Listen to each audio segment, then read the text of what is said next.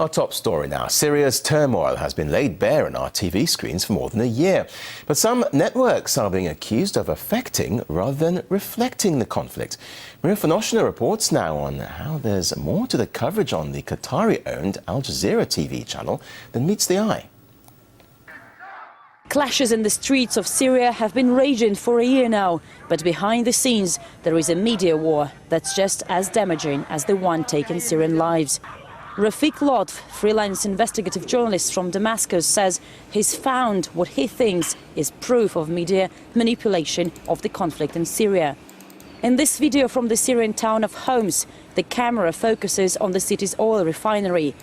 The shooting begins 7 hours before media viewers around the world see a pipeline explosion allegedly caused by Assad's army bombardment. You can clearly see that something is slowly burning in the distance. When the smoke has thickened, English speakers correct the camera's position for a better shot of what's going on. They shake it to make it look like amateur video. I know this video is on the Al Jazeera server. It's clear it's not an explosion, but they ignore that and keep on reporting it the way they need to see it.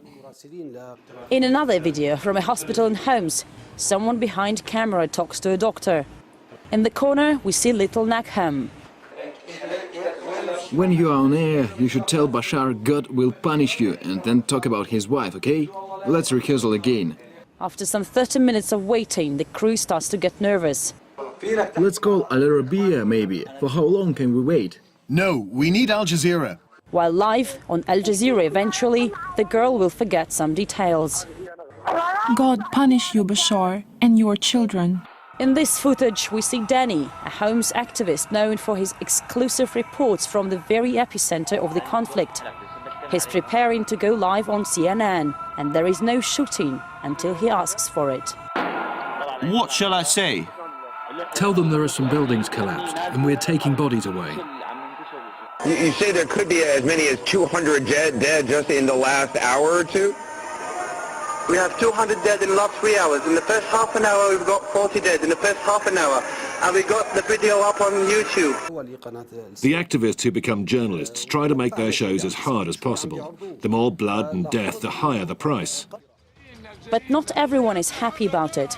Well-known war correspondent Ali Hashem used to report for Al Jazeera from the world's conflict hotspots, but Syria has become the Rubicon he couldn't cross. He mentioned armed groups fighting against Assad's army, and his bosses in Doha told him he needed a vacation. Ali has just resigned because of biased coverage, he says.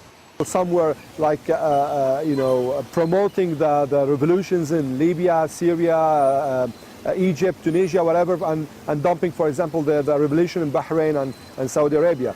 The Al Jazeera chief in Beirut, where Ali has been working, has also quit for same reason. We started to invite guests from America who only criticize the regime in Syria and support the regime in Bahrain, and persons who justify NATO intervention.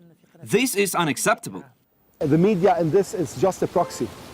It's a proxy used by external factors, by external factions, by external governments, by maybe the West, whoever, to fuel these wars.